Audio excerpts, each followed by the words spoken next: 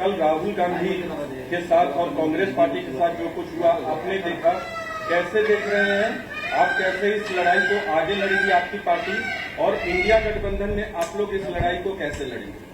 पहले एक बात तो मैं स्पष्ट करना चाहता हूं, सिर्फ कल मैंने समर्थन दिया ऐसी बात नहीं है। पहले दिन से मैं, अभिजीत है, सोनम जी तो मेरे घर आए थे, और इन बच्चों के साथ शिवसेना पहले दिन से है। कल मैं सबको मिलने के लिए आया था, और संजोग की बात है या पता नहीं क्यों कैसे, लेकिन कल ही राहुल जी ने भी आंदोलन किया। अगर हम देखें तो जिस बेरहमी के साथ सरकार इनके साथ पेश आ रही है या सुलूक कर रही है, ये कोई प्रजातंत्र का लक्षण नहीं है। ये तो अब बहुत सारे लोग कहने लगे कि इनसे तो अंग्रेज अच्छे थे, ऐसी बात क्यों करने लगे लोग? तो इसका मतलब ये है कि आज जो भी सत्ता में है, शायद उनके दिमाग में हवा चली गई है, और वो हवा निकालने के लिए जनता को वक्त नहीं लगता है। आपका कार्यक्रम क्या होगा? आप दिल्ली में है, राहुल गांधी से भी मिलेंगे, कांग्रेस? अभी तो आना मिलना वो तो बात अलग है। मैं आया था अभिजीत और सारे बच्चों को मिलने के लिए, वो तो मैं कल मिला हूं। अब देखेंगे आगे कैसे करना है। आपके माध्यम से अभी मैं पूरे देश के लिए बात कर रहा हूं, ऐसे समझ लो। अरे एक मिनट, होऊ दे ना। अब आपकी मांग, जो प्रोटेस्ट आपने कल देखा, मिलने का, अब आप लोग की मांग, आप ऐसे आइए ना। अब आप लोग की सर मांग क्या है? संसद का सत्र ही होगा आपने। देखो, एक सिंपल बात है कि अगर कोई भी आंदोलन करता है तो सरकार का कर्तव्य बनता है कि उनके साथ जाकर बात करे, उनकी वो क्या कहना चाहते हैं। अगर उनकी कुछ गलतफहमी होगी तो गलतफहमी दूर करना सरकार का कर्तव्य होता है, और इस सरकार ने वो नहीं किया। अगर पहले दिन इनके साथ बात करते तो बात यहाँ तक नहीं बढ़ती। सोनम जी आए थे, अभिजीत आया था, पहले भी आए थे, ऐसे नहीं कि वो कल पहला दिन था, पहले भी आए थे, 1 महीना हो गया शायद, उस वक्त भी यहाँ आए थे। अगर उसी वक्त सरकार की ओर से इनके साथ कोई बात कर लेता तो आज तक ये मामला सुलझ जाता। लेकिन साथ ही मैं, जैसे हमने एक प्रदर्शन किया था मुंबई में, और भी करेंगे हम, उस वक्त मैंने याद दिलाई थी 2 चीज़ों की, 2 घटनाएं। इंदिरा जी की एक घटना थी और दूसरी अन्ना हजारे, दोनों अनशन की बात, अनशन से जुड़ी हुई बात है। इंदिरा जी के समय पर सोनम जी के पिताजी जब अनशन पर बैठे थे लद्दाख में, तो इंदिरा जी, पता नहीं उस वक्त वो प्रधानमंत्री थी या नहीं थी, लेकिन स्वयं जाकर उनसे उन्होंने बातचीत की थी। दूसरी बात, अन्ना हजारे, पूरे देश में ऐसे माहौल था कि क्या होगा क्या नहीं होगा, लेकिन उस वक्त भी कांग्रेस की सरकार थी और मनमोहन जी प्रधानमंत्री थे। हमारे विलासराव जी देशमुख जो महाराष्ट्र से यहाँ थे, मंत्री थे या केंद्रीय मंत्री थे, उनको भेजा गया था उनके साथ बातचीत करने के लिए। तो बातचीत करना यही तो प्रजातंत्र में होता है। अदरवाइज आप इसको तानाशाही कह सकते हैं। अगर किसी की बात, खुद की मन की बात जबरदस्ती सबको सुनाए लेकिन जन की बात नहीं सुने, तो ये प्रजातंत्र में हमने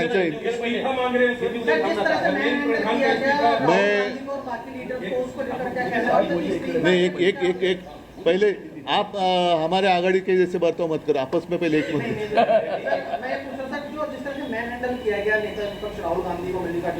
अरे सिर्फ उनको ही नहीं, कल मैंने देखा कि बहुत सारे लड़कियां, मतलब बच्ची है, 9-10 साल की है, कुछ महिलाएं हैं, जिस तरीके से उनके साथ बर्ताव किया गया, ये हिंदू संस्कृति का, मैं नहीं मानता कि ये हिंदू संस्कृति में इसको मान्यता है कि महिलाओं के साथ ऐसा व्यवहार करे।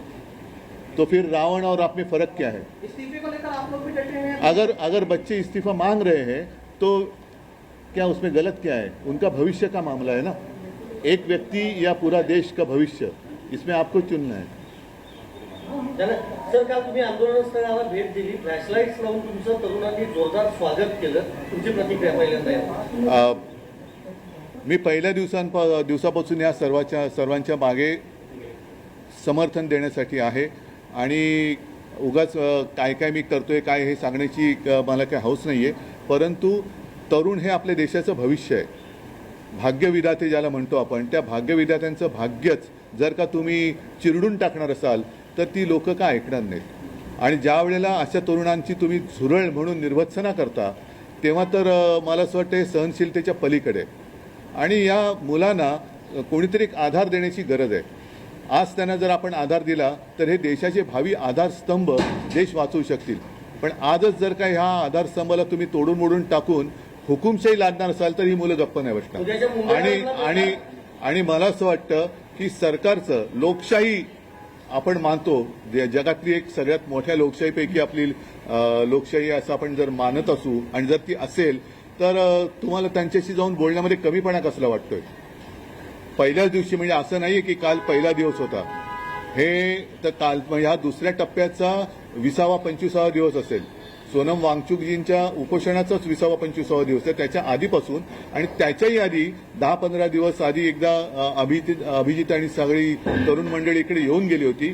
त्याच वेळेला जर का यांच्याबरोबर चर्चा केली गेली असती तर मला असं वाटतं की हा विषय सुटला असता. राज्यातील शेतकरी नेते आहेत, राज्यातील शेतकरी नेते आहेत, ते म्हणतात की देशभरात हे आंदोलन सुरू आहे, हे एक विचारधारा आहे, दहशतवादी विचारधारा आहे. हां, अशा लोकांच्या बोलण्याला किंमत देण्याची गरज नाही. शेतमालाला जरूर किंमत द्या, पण अशा नेत्यांच्या बोलण्याला किंमत देऊ नका. फडणवीस असं म्हणतात की फेसलेस आंदोलन आहे, त्याच्यामुळे त्याचं नेतृत्व त्यांचा फेसलेस म्हणजे तो पुसून जरा तो लेस झाला असेल म्हणून तो तेवढ्यापुरता आरशात त्याला फेस लेस दिसला असेल, तो पुन्हा फेस आला असेल त्यांना आता. अराजकता मागण्याचा पण यामागे प्रयत्न केला जातोय. कारण असं आता मला पण वाटायला लागलंय, कारण ज्या तऱ्हेने सत्ताधारी वागतायत तर सत्ताधाऱ्यांचा डाव देशात अराजक आणण्याचा आहे का. आणि आता मला असं वाटतंय की जसं एक यांचा एक हातखंड आहे बदनामीचा की यांच्यामध्ये पाकिस्तानी घुसलेत, तर मला असं वाटतं सत्ताधाऱ्यांमध्ये कोण पाकिस्तानी नाहीये ना.